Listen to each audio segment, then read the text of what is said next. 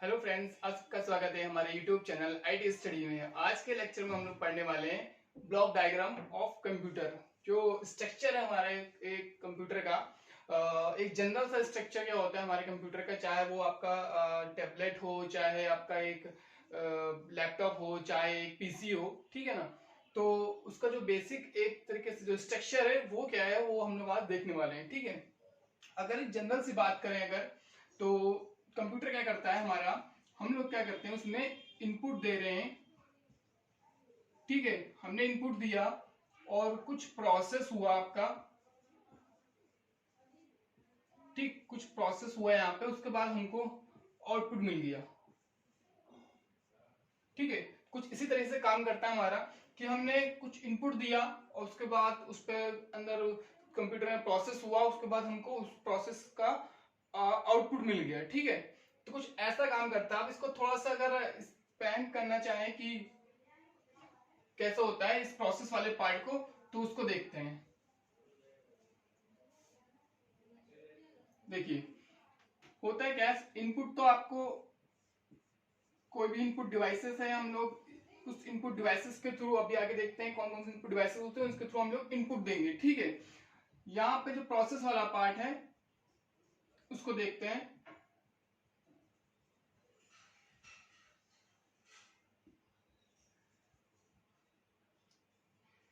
ठीक है, ये होता है हमारा सीपीयू, जिसको हम लोग बोलते हैं, बोला जाता है कि हमारा भाई जो सीपीयू है वो एक कंप्यूटर का दिमाग है। सारा सब कुछ काम उसी से हो रहा है, जो प्रोसेस हो रहा है, जो भी प्रोसेसिंग हो रही है वो सारा सीपीयू के अंदर हो रहा है, ठीक है। आपने इनपुट दिया, सीपीयू में सारा प्रोसेस हुआ, उसके बाद आउटपुट मिल गया हमको, ठीक है। तो सीपीयू के अंदर होता है क्या है, सीपीयू के हमारे 3 पार्ट होते हैं, ठीक है। सबसे पहला पार्ट है हमारा एएलयू, ठीक है। उसके बाद होता है सीयू, ठीक, और उसके बाद ये है मेन मेमोरी,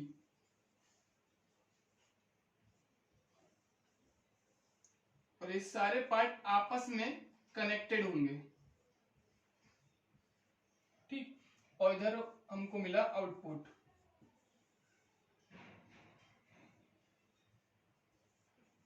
ठीक है।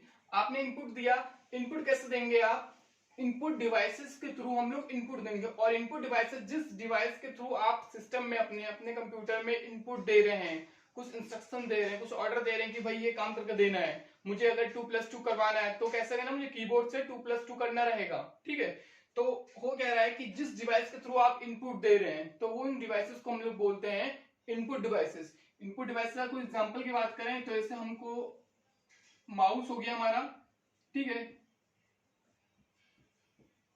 कीबोर्ड हो गया, जॉयस्टिक हो गया, ठीक है, और माइक हो गया। बहुत सारे डिवाइसेस हैं जो इनपुट डिवाइसेस हैं, जिसके थ्रू इनपुट दिया जाता है, मतलब सिस्टम के अंदर हमारा डेटा जा रहा है, ठीक है। तो वो इनपुट हो गया। अब इनपुट आपने कर दिया, अब उसके बाद यहाँ क्या हो रहा है, सीपीयू में उसको प्रोसेस किया जा रहा है, ठीक है। प्रोसेस, मान लीजिए आपने इनपुट कीबोर्ड से टाइप किया 2+2, ठीक है। आपने इनपुट किया 2+2, आपको प्लस करवाना है, उसका आउटपुट चाहिए। आउटपुट कहाँ होगा, उस आउटपुट डिवाइसेस के पे, मतलब जिस डिवाइस के थ्रू आपको आउटपुट मिलता है वो डिवाइसेस हमारी आउटपुट डिवाइसेस कहलाती हैं। जैसे आपको जब आप 2+2 करोगे, ठीक है, तो उसका रिजल्ट हमको कहाँ मिलेगा, स्क्रीन पे मिलेगा, मॉनिटर पे मिलेगा, ठीक है ना। तो मॉनिटर क्या होता है आपका, वो आपका आउटपुट डिवाइस हो गया, ठीक है। आपने माइक से कुछ बोला और उसके बाद कंप्यूटर में आपने माइक से अपनी आवाज इनपुट करवाई, इनपुट हुई, ठीक है। उसके बाद उसमें एम्पलीफाई वगैरह किया, कुछ मिक्सिंग वगैरह करनी थी वो मिक्स किया। उसके बाद अब आपको सुनना है तो वो कहां से आवाज आएगी, स्पीकर पे, ठीक है। तो वो क्या हो गया, आपका एक आउटपुट डिवाइस हो गया, ठीक है। वैसे ही आपने कुछ भी इनपुट दिया, आपको कोई प्रिंट निकालना था, आपने स्कैनर से इनपुट किया है कि जो इनपुट है उसमें स्कैनर हो गया आपका, ठीक है। स्कैन किया, कोई आपने अपना कोई भी आईडी वगैरह स्कैन करी और वो सिस्टम में गया, आपने उसमें कुछ भी एडिटिंग करनी थी, एडिट किया। अब उसके बाद आपको प्रिंट चाहिए, तो प्रिंट किससे निकलेगा, प्रिंटर से, ठीक है। तो प्रिंटर क्या हो गया, आपका आउटपुट डिवाइस, जिससे हमको आउटपुट मिल रहा है, ठीक है ना, रिजल्ट मिल रहा है, वो डिवाइसेस हो गई सारी आउटपुट डिवाइसेस, ठीक है। अब मेन बात करते हैं सीपीयू में क्या हो रहा है, ठीक है। देखिए पहला पार्ट है सीपीयू का एएलयू। एएलयू की फुल फॉर्म होती है अर्थमेटिकल लॉजिकल यूनिट, ठीक है।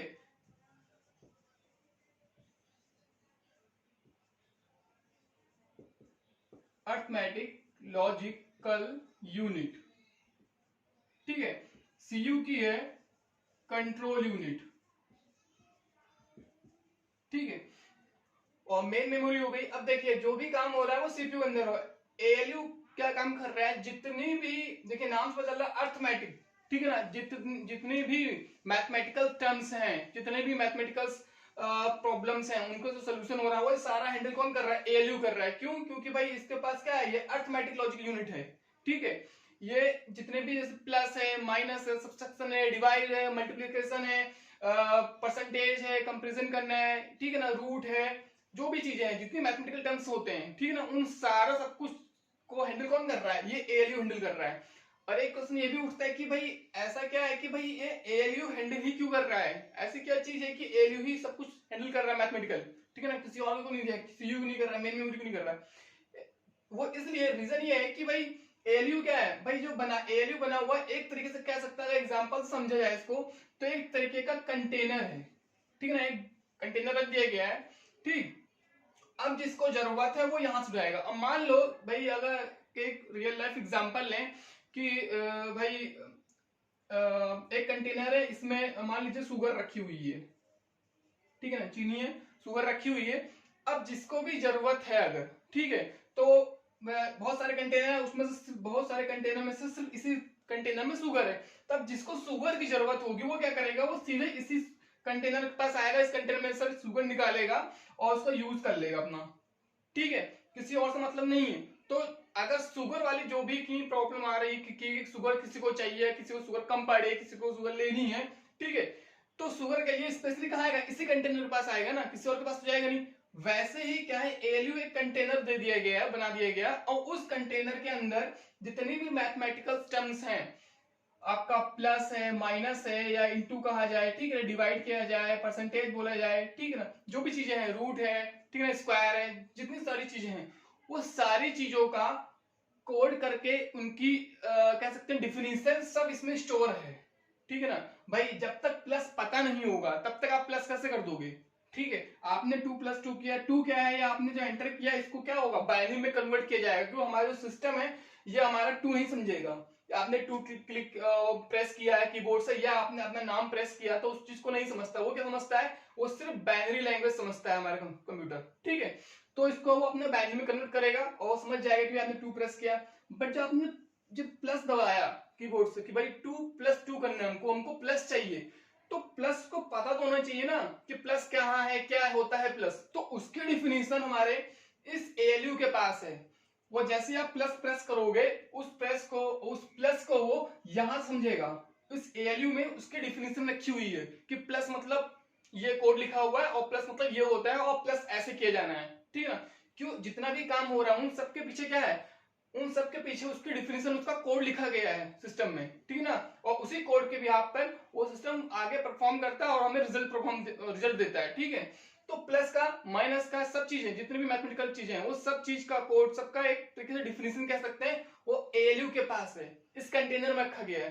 तो जितने भी, जब भी आप कोई भी मैथमेटिकल प्रॉब्लम देंगे उसको करने के लिए, सॉल्व करने के लिए, तो कहां जाएगा सबसे पहले, भाई जैसे मैथमेटिकल टर्म देखेगा तो कहेगा भाई ये तो एएलयू को दे दो, एएलयू हैंडल करेगा। क्यों? क्योंकि इसके पास उसकी डिफिनीशन है। तो एएलयू जाएगा, एएलयू में वो चीज को सॉल्व किया जाएगा, ठीक। 2 + 2 किया, उसकी डिफिनीशन प्लस निकाली, और वो समझ गया कि भाई इसका आंसर 4 आ गया, ठीक है, 4 आया।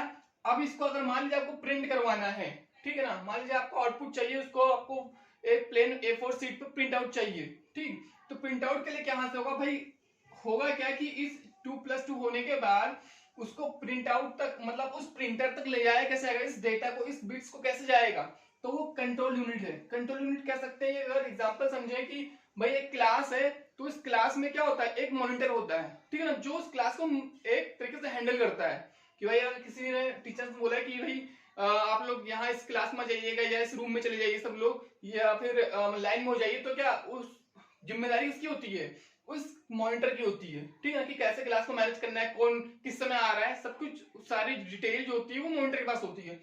तो वही जो मॉनिटरिंग कर रहा है वो कौन कर रहा है, यहाँ कंट्रोल यूनिट कर रही है कि आपने डेटा दिया, इनपुट दिया, तो उस इनपुट को एएलयू तक पहुंचाना, एएलयू से मान लीजिए कुछ डेटा हुआ, आपने उसको सेव करना चाह रहे हैं, आप वर्ल्ड की फाइल है या अपना नाम लिखा है उसको आपको सेव करना है, तो उसको आपके मेन मेमोरी में ले जाना, ठीक है, उसको सेव करवाना और वापस उस फाइल को अगर खोलना है तो उस फाइल को वापस स्क्रीन पे आउटपुट में मॉनिटर पे दिखाना। तो डेटा हमारा मूव कर रहा है ना सारा, तो वो डेटा कैसे, कोई तो कंट्रोलिंग होनी चाहिए ना, तो सारी हमारी जो कंट्रोलिंग है वो सीयू के पास, क्यों, क्योंकि इसके पास डेटा बसेस हैं, ठीक है ना, जो भी मूवमेंट होता है हमारे सिस्टम के अंदर, ठीक है ना, कि आपने इनपुट किया और रिजल्ट आ रहा है, इसके पीछे बैकग्राउंड में हमारा जो भी कह सकते हैं कि एक तरीके से डेटा हम लोग जो दे रहे हैं वो सारा मूव करता है, ठीक है।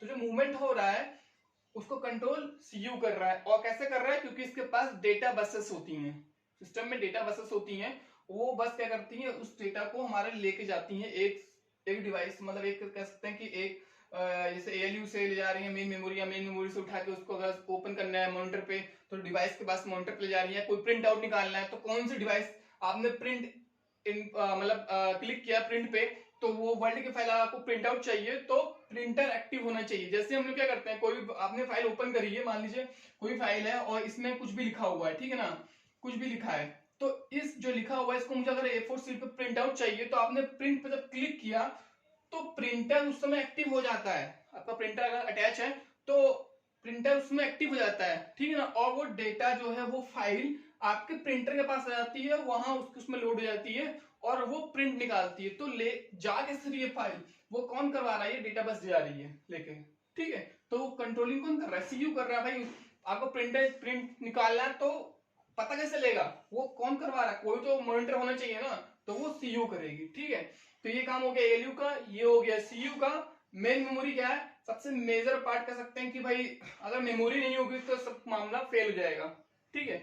तो मेन मेमोरी के दो पार्ट हैं आपके, ठीक, मेन मेमोरी के आपके दो पार्ट हैं, एक होती है आपकी प्राइमरी मेमोरी, ठीक है ना, प्राइमरी मेमोरी, और दूसरी होती है आपकी सेकेंडरी मेमोरी, ठीक है, सेकेंडरी मेमोरी। देखिए प्राइमरी मेमोरी में जो है वो हमारे आती हैं रैम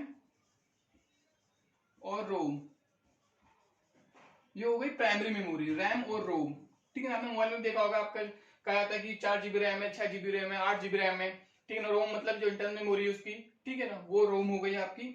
तो फुल फॉर्म है रैम की रैंडम एक्सेस मेमोरी, रैम की फुल फॉर्म होगी रैंडम एक्सेस मेमोरी, रोम की रीड ओनली मेमोरी, ठीक है। तो इसको भी हम लोग जो मेमोरी पार्ट है इसको हम लोग अपने आगे अलग दूसरा वीडियो उसमें डिस्कस करेंगे, इसका पूरा एक्सप्लेन करके पूरा बताया जाएगा, ठीक है। अभी खाली इतने शॉर्ट में समझ लीजिए कि जो मेमोरी है आपकी मेन मेमोरी, इसमें जैसे आपके दो पार्ट है, प्राइमरी मेमोरी में आपका रैम और रोम हो गई, ठीक है।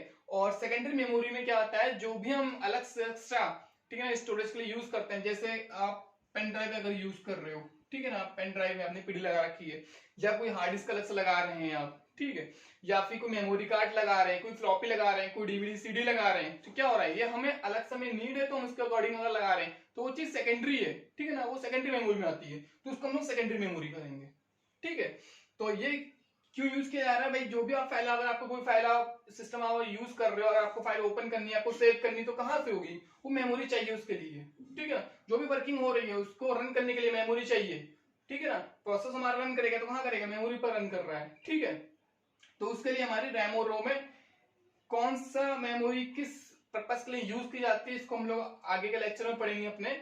सिर्फ आज इतना ही है, बाकी सिंपल सा फंडा है, इनपुट से इनपुट दिया गया, यहाँ पे सारा प्रोसेस हुआ, अर्थमेटिक मैथमेटिकल सम सारा हैंडल कर रहा है एएलयू हमारा, और सारा सब कुछ जो काम किया जा रहा है, आप कोई फाइल ओपन करना चाह रहे हो, उसमें एडिट करना चाह रहे हो, कैसे कुछ काम हो रहा है, और कुछ प्रिंट निकालना चाह रहे हो या फिर कुछ रिजल्ट शो करना चाह रहे हो, तो उसके लिए कौन करवा रहा है, सारा काम को हैंडल कौन कर रहा है, सीयू कंट्रोल कर रहा है, ठीक है।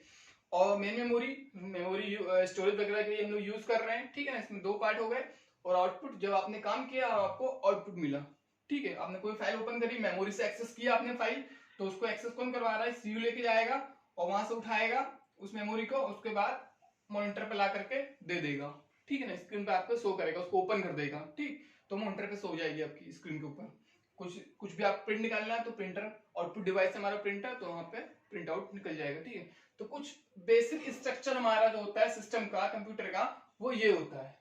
ठीक है ना, हमारी जो वर्किंग होती है सिस्टम की कुछ इस तरीके से काम होती है। आई होप आप लोगों को समझ में आया होगा। किसी का कोई डाउट लगे इसमें तो कमेंट बॉक्स में मुझसे पूछ सकता है। बाकी सिंपल सा है, और मेमोरी वाला पोर्शन जो हम लोग आगे डिस्कस करेंगे अपने नेक्स्ट वीडियो में।